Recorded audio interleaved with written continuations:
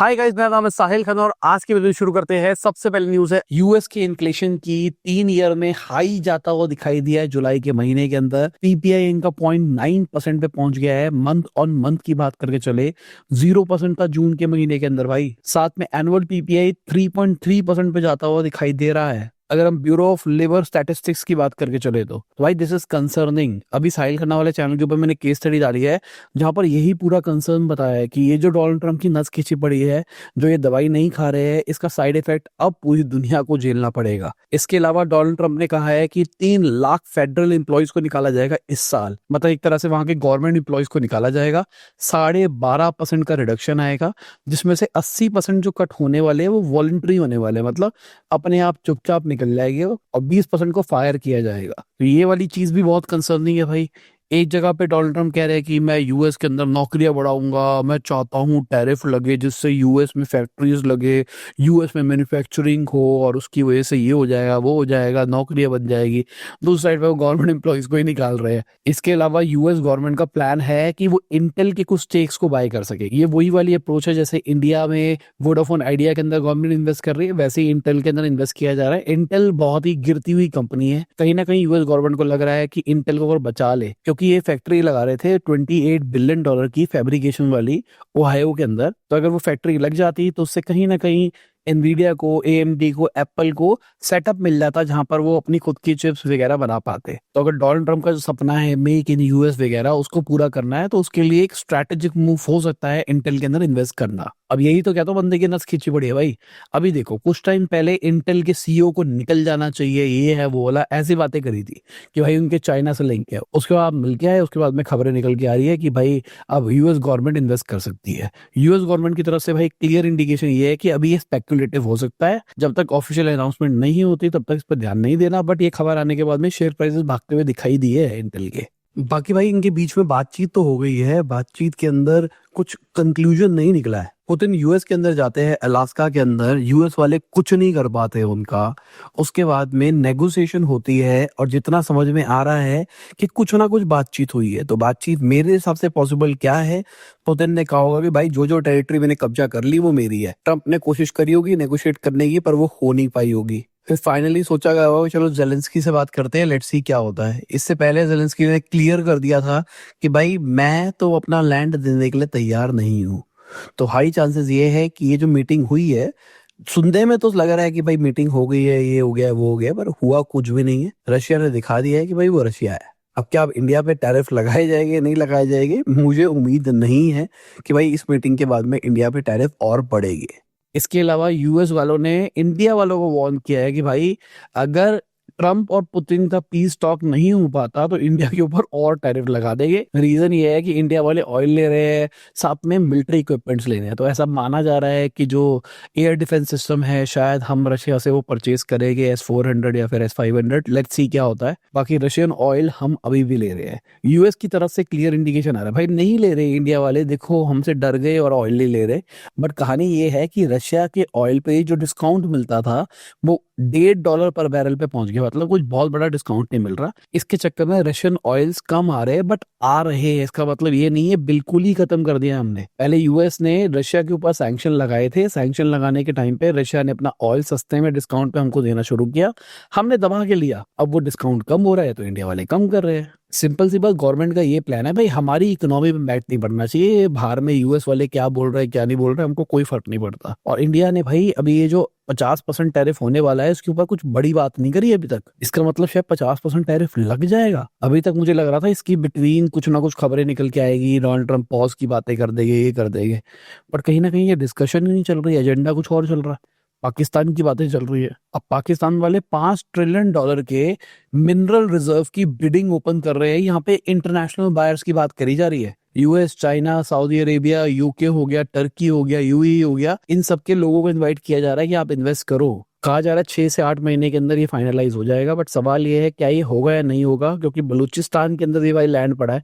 क्या वो बिकेगा नहीं बिकेगा, सवाल ये है। खैबर पख्तून के अंदर भी लैंड पड़ा है। खैबर पख्तून एक अच्छी जगह नहीं मानी जाती जहाँ पर बहुत सारे गलत लोग रहते हैं, ऐसा कहा जाता है। तो वहां पे कौन अपनी पूरी पूरी टीम को भेजेगा, सब कुछ करेगा। और बलूचिस्तान में तो पहले ही कलेश चल रहा है। वो तो चाहते हैं कि हमारा नेशन ही अलग करो, वो तो अपने आप को अलग कंट्री बनाना चाहते हैं। तो क्या वो होने देंगे? तो बोलने को तो कुछ भी बोल लो, अभी यूएस आपको सपोर्ट कर रहा है तो कुछ भी बोल लो, बाकी होगा या नहीं होगा सवाल ये है। बड़ी बात यह है, पाकिस्तान के पास में वर्ल्ड का सेकंड लार्जेस्ट सॉल्ट माइन है, फिफ्थ लार्जेस्ट कॉपर और गोल्ड डिपॉजिट है। इसके अलावा इनके पास में क्रोमाइट हो गया या फिर आयरन ओर हो गया, इन सब के भी मिनरल डिपॉजिट्स पड़े हैं। ऑन पेपर तो ठीक है, बट होगा या नहीं होगा, वहां पे पॉलिटिकल स्टेबिलिटी नहीं है। क्या पता फिर से कुछ कलेश वलेश ना हो जाए, जिस तरीके से पाकिस्तान वाले इंडिया से पंगे लेते रहते हैं, पता लगे एक रात को ही कुछ ना कुछ करके इंडिया वाले आ गए फिर से। वीडियो में आगे से पहले आपको याद देना चाहूंगा, अपने लाइक का बटन नहीं दबाया, लाइक का बटन दबा दो, चैनल को सब्सक्राइब, ना ऐसी ही डेली बिजनेस न्यूज आपके लाता रहता हूँ। बाकी 15 अगस्त के अंदर मोदी जी ने बहुत सारी बातें करी है। सबसे पहली बात करी है कि भाई एक टैक्स गिफ्ट मिल सकता है इस दिवाली पे हम सबको, जहाँ पे जीएसटी के अंदर सुधार लाए जाएंगे। जीएसटी में जो आम आदमी के आम प्रोडक्ट्स होते हैं वो सस्ते आएंगे, बोला जा रहा है। लेट्स सी क्या सस्ता होता है क्या नहीं होता, क्योंकि मुझे तो अब ये डर लगता है जब भी कोई नई अनाउंसमेंट आती है ना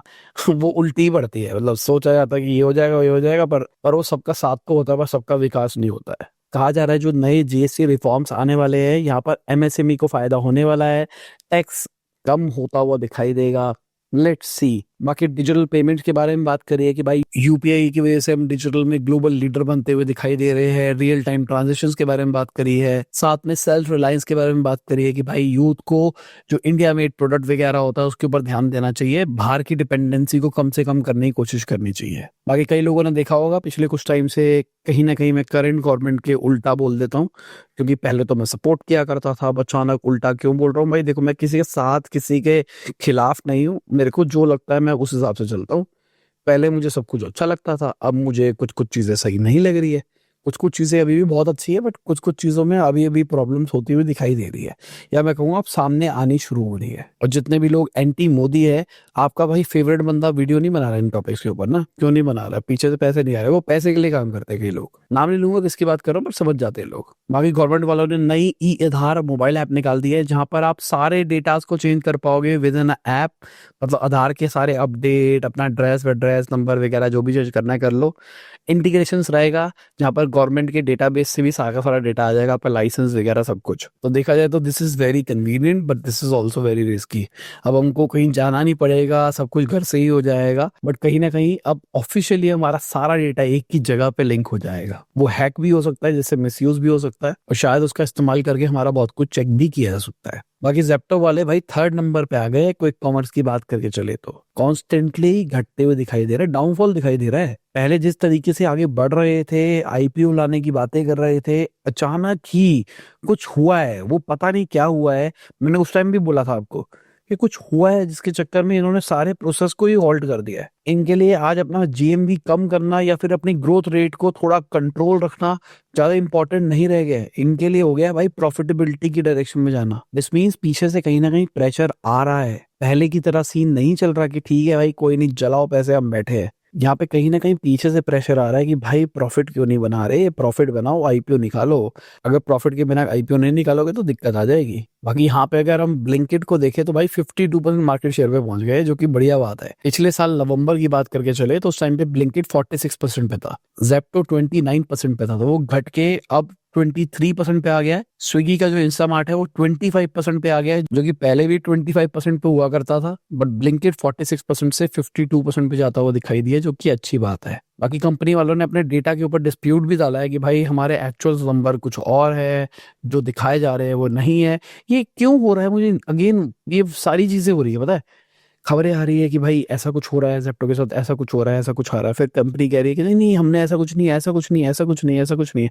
उनको भी क्लैरिफिकेशन देनी पड़ रही है। बहुत सारी शायद गलत खबरें मार्केट में कोई रिलीज कर रहा है, गलत पीआर हो रहा है, या फिर ये भी पार्ट ऑफ स्ट्रेटजी है, क्या फिर ये सच है, पता नहीं भाई, पर कुछ ना कुछ इनके साथ में हो रहा है। वो क्या हो रहा है कुछ महीने में पता लग जाएगा अपने को। बाकी स्विगी की बात करके चले तो उन्होंने भी अपनी प्लेटफॉर्म फीस बढ़ा दी है भाई, 14 रुपए कर दिया है। मतलब कह रहे फेस्टिव सीजन के लिए है, उसके बाद में सही कर देंगे। ब्लिंकिट वालों ने भी करी थी, उसकी वजह से उनकी रेवेन्यू में फर्क नहीं दिखाई दिया, तो इनको भी लग रहा है कि कर लो भाई, जिनको लेना है उनको लेना है, किसी को भी कोई 14 रुपए देने में फर्क नहीं पड़ता इनके हिसाब से। और इससे बढ़िया चीज है ना, पहले आपको डिस्काउंट पे बेचा गया, अब आपको एक डिफॉल्ट चार्ज करवाया जा रहा है। मतलब क्या है, मैं अगर 100 रुपए का प्रोडक्ट ऑर्डर कर रहा हूँ, अब मैं ऊपर पैसे दूंगा 100 रुपए से। पहले मैं सोचता था कि भाई एक दूध मंगाना है तो दूध मंगा लेता हूँ, चलो जितना रुपए का है उतना रुपए में आ जाएगा। अब डिलीवरी फीस लगती है तो उसको नॉर्मलाइज किया जा रहा है। डिलीवरी तो लगती है ना, ऊपर से प्लेटफॉर्म फीस तो भाई लगती है ना, प्लेटफॉर्म हमको प्रोवाइड कर रहा है तो इतना तो होता ही है ना। मैं जब छोटा हुआ करता था, जितने भी घर के आसपास वाले रेस्टोरेंट वगैरह होते थे या फिर परचूनी की दुकान वाले भी होते थे, उनको हम लिखवा के आ जाते थे या फिर खाने वालों को तो फोन करके बोल देते थे, वो दे के चले जाते थे। आज उनके डिलीवरी सिस्टम वगैरह सब खत्म हो गया। अब कहीं ना कहीं यही प्लेटफॉर्म्स उनको अट्रैक्ट करते हैं, आओ हमारे ऊपर बेचो। फिर जब उन पे पूरे डिपेंडेंट हो जाते हैं, उसके बाद अपनी मनमानी चलाते हैं। अगर मैं ईज माई ट्रिप की बात करके चलूं तो भाई उनका प्रॉफिट 98% घटता हुआ दिखाई दिया Q1 के अंदर। 44 लाख का प्रॉफिट रिपोर्ट किया है भाई इन्होंने। क्या ये सही है या फिर नहीं है, कुछ डेटास बताता हूं आपको मैं। जो इनका एयर टिकटिंग का बिजनेस है, जो कि सबसे बड़ा बिजनेस हुआ करता था इनका, वो भाई घटा है। 47% ड्रॉप निकल के आया है। इनकी ओवरऑल रेवेन्यू के अंदर 50% रह गया है। जो इनके होटल पैकेजेस वगैरह है वो बढ़ते हुए दिखाई दिए, 28.5 करोड़ पे जाते हुए दिखाई दिए है। कंपनी के एक्सपेंसेस 8% बढ़ते हुए दिखाई दिए, बट कंपनी की सर्विस कॉस्ट घटती हुई दिखाई दी है। तो क्या ये डेटा हेल्दी है या फिर नहीं है, कमेंट सेक्शन के अंदर बताओ। मुझे तो नहीं लगा। बाकी सर्च.com की बात करके चले तो $35 बिलियन का उन्होंने ऑफर कर दिया क्रोम को एक्वायर करने का भाई। अरे परप्लेक्सिटी वालों ने $34.5 बिलियन का ऑफर दिया है, इन्होंने 35 का दे दिया है। इनको जेपी मॉर्गन बैक कर रहा है कि भाई ठीक है तुम लो। लेट्स सी क्या होता है भाई क्रोम के साथ में, क्या बिकेगा नहीं बिकेगा। क्रोम के पास तो ऑफर आ रहे हैं और अल्फाबेट के शेयर पे कोई इंपैक्ट नहीं पड़ रहा इन खबरों से। मतलब इन्वेस्टर को लग रहा है कुछ नहीं होता भाई, खबरें आती रहती है। और इसी के साथ में आज की ये न्यूज खत्म होती है। उम्मीद करता हूं आपको मजा आया होगा। लाइक कर देना, शेयर कर देना, कमेंट बताना वीडियो कैसी लगी। बाय, गुड नाइट, शब खुदा हाफिज, गुड मॉर्निंग। और जब भी आप वीडियो देख रहे हैं, जय हिंद, वंदे मातरम, दुआ में याद रखना।